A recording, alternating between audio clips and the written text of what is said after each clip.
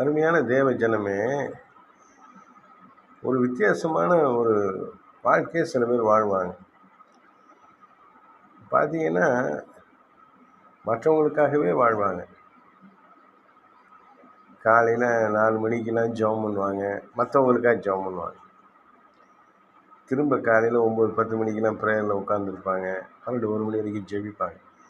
திரும்ப மதியம் சாப்பிட்டுட்டு வேறு எங்கேயாவது போய் பார்ப்பாங்க. ஜனங்களை பார்த்து தேடி அவங்களுக்கு யோசனைகள் சொல்லுவாங்க. திரும்ப வீட்டுக்கு வருவாங்க, திரும்ப சாயங்காலம் போவாங்க, திரும்ப நைட்டு ப்ரேயரில் உட்காருவாங்க. வாரத்தில் ஒரு நாள் ஃபுல்லாக உபவாசம் போட்டு ஜெபம் பண்ணுவாங்க. மாதத்தில் ஒரு நாள் நைட்டு முழுக்க கண்ணு முழிச்சு ஜெபம் பண்ணுவாங்க.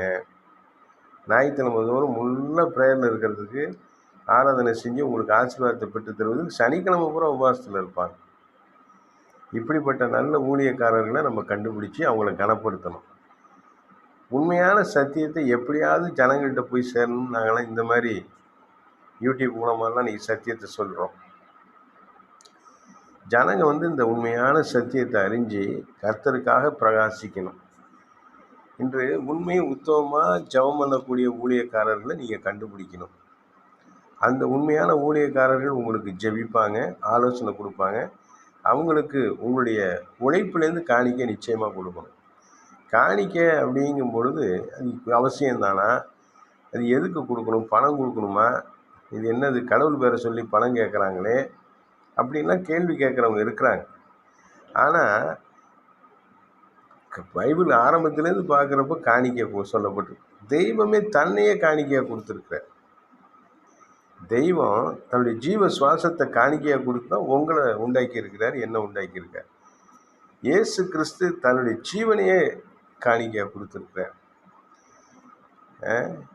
பாருங்க, மண் தன்னையே காணிக்கையாக கொடுத்தா மனிதன் உருவாகலாம். இப்படி எத்தனையோ காரியங்கள் இருக்கு. தெய்வத்துக்காக உழைக்கிற மக்களுக்கு நம்ம செய்யணும். அவங்க ஏழ்மைக்கு உதவி செய்கிறதா இல்லை, நம்முடைய ஆசீர்வாதம் பரலோகத்தில் இருக்கணுங்கிற ஒரு நல்ல எண்ணத்தோடு நம்ம காணிக்கை செலுத்தணும். ஏன்னா கடவுள் பேரை சொல்லி பிச்சை கேட்குறானுங்கன்னு சொல்கிறவங்களெல்லாம் நான் பார்த்துருக்கேன். பிச்சை எடுக்கிறது தர்மம் வேற, பிச்சை வேற, காணிக்கை வேற. கடவுள் கொடுக்கறது வேற, அரசாங்கத்துக்கு கட்டுற வரி வேற. இந்த காணிக்கைகளை குறித்து தெளிவாக நிறைய வீடியோ போடணும்னு ஆவியானவரோட பேசுகிறார். இந்த காணிக்கை என்பது பரலோகத்துக்குரியது. இது ஏதோ நம்ம காசு நமக்கு மனுஷனுக்குன்னு காசே கிடையாது. இன்றைக்கி மட்டும் இருக்கு, நாளைக்கு இன்னொருத்திட்ட போகும்.